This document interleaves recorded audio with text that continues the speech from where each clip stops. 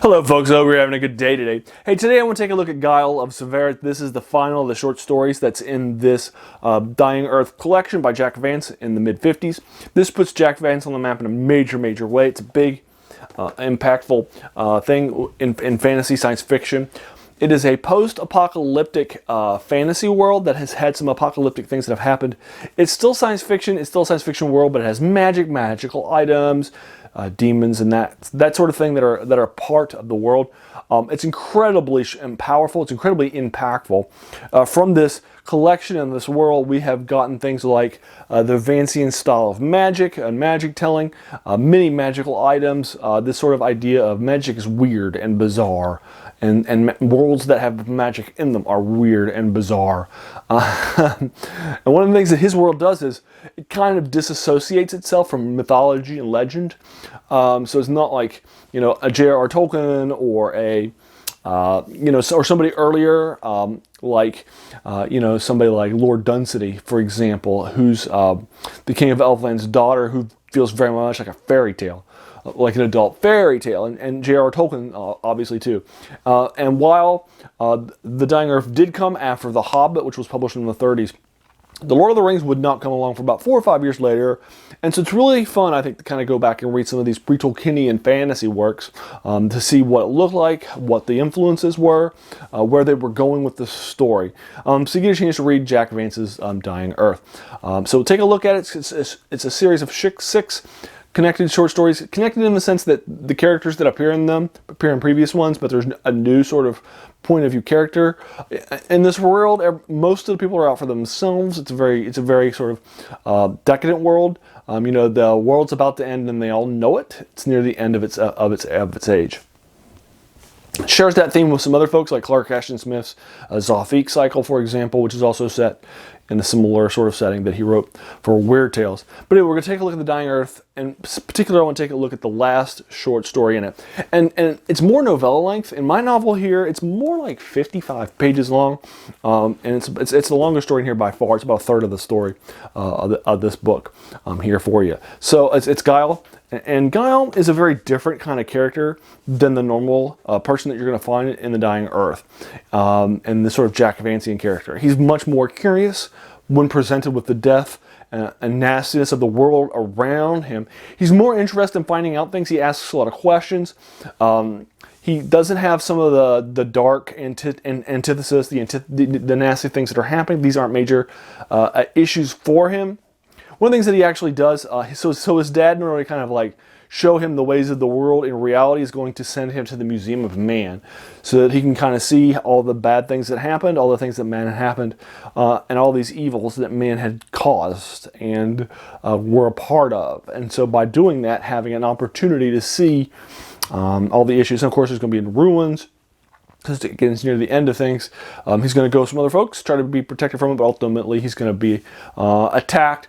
The one thing I like about Guile is that it feels more like an odyssey of the Dying Earth. It's one of the few places where you get a chance to get a feel for the Dying Earth. He also is one of the few people that you're going to come across who's more positive in nature. And he's not, by the end of this story, he's not going to be jaded and lost, which I like. I think that Jack Vance by keeping this person authentic to themselves, and making this a journey of experience and exploration and understanding, but never one of saying, hey, I'm going to be a bad person now. Even though all the other people, protagonists or antagonists in the various stories, were not nice people. But this is kind of the first time where the opposite is going to be the case, right? And you're going to see these folks out there living their lives, exploring, and so with Guile. And I like that. I like that there's not like every single person in the world isn't going to be evil or good, right? There's going to be exceptions. There are going to be some that are the opposite. And so I enjoy when a writer will do that. He'll create these characters. Clark Ashton Smith does that too in his Zoffique cycle. There's a couple of stories in his jaded dark world where the protagonist is actually a good person, a good-hearted person. And they're not always going to come back jaded. Sometimes they're going to come back like, whoa, that was crazy, that experience, and I'm coming back home because I want to get away from that. So I do enjoy that you'll even have that sort of writing against the narrative that you get from this sort of world building. And you get it from Jack Vance too, which I think is a good way of fleshing out the world. it's a much more believable and realistic world if the people who are in it aren't always evil, although they usually are. They're usually selfish and out for themselves, and I like that. I like that more. It makes it more realistic. But Guile still isn't like this super nice person who can be, who's a mark, who you can take advantage of. I mean, he learns very quickly, but he still has this sort of positive aspect to him that he's going to keep the entire time, although he still will remain insatiably curious. He's very much like the readers of the story and of the Dying Earth collection. He's more like the reader who asks a lot of questions than he is, but who still comes away with a positive experience. So he's probably more of a point of view character for the readers. I know that some of the earlier short stories in this work are more popular with some of the readers, both contemporarily and people who are going back to it, and that's fine. I totally understand. But for what it's worth, he's my favorite character in this in the series. There are 2 more books that are going to come afterwards that star Cudgel, who's going to be very much this sort of dark person. He's not even an anti-hero. He's just not a nice guy at all. But he's the protagonist, and I don't like him that much. I don't like him at all. I prefer the Rialto. I prefer the Rialto one, which is book 4 in the series more. The characters in this one and how crazy the magic is. The thing that really makes the Dying Earth work for me is the magic aspects. Magical characters, magical spells, magical items, magical effects. That aspect of the world, to my mind, is the best fleshed out, the most interesting, the most different from any other world you're ever going to read. To my mind, that's where Jack Vance really kind of makes this world his own. And so, having a guy who has to do these quests because he tried to, break into a wizard's tower, and now the wizard is cursing him by giving him this parasite that will kill him if he ever breaks his word to the person, and now he has to go out and do these bad things on behalf of this person whose tower he tried to invade. I like that kind of idea, but he's not a nice guy. He's a thief. He's the main character, but he's not somebody he's not a redemption quest. You're never going to see him, 50 pages in and be like, oh, this is a good guy now. Okay, fine. That's not who he is. That's not who the world is, right?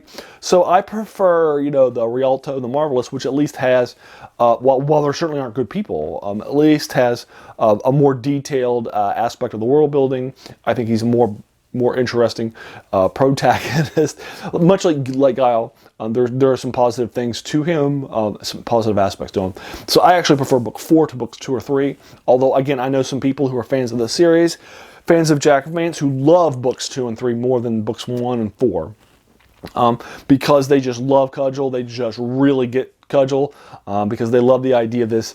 They feel that he's just a really good example of the Dying Earth.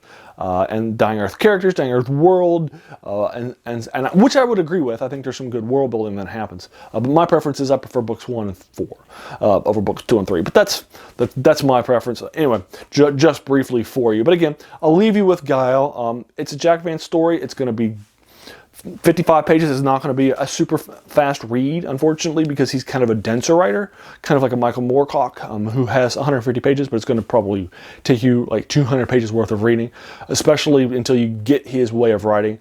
It's the same thing true with Jack Vance. He's a very, very dense writer. He's going to get a lot of stuff out of a handful of pages. That's just who he is. Now, this entire series of a set of the 6 short stories in the Dying Earth is only about 150 pages long. You can buy it. You can read a short story a day.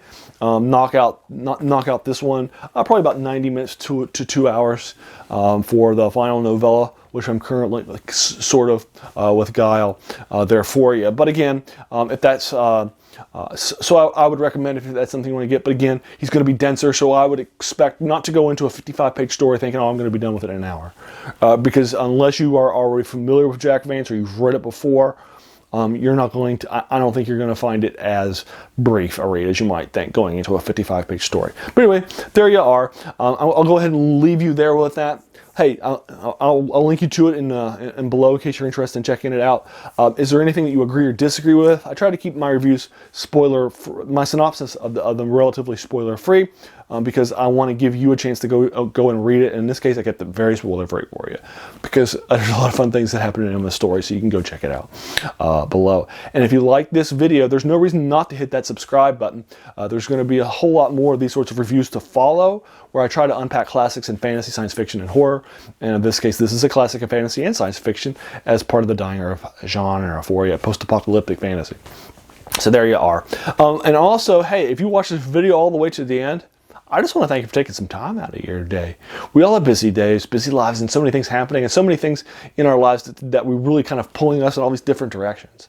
So the fact that you spent this time with me, that's very humbling, and I appreciate that. So thanks again, and you have a good one.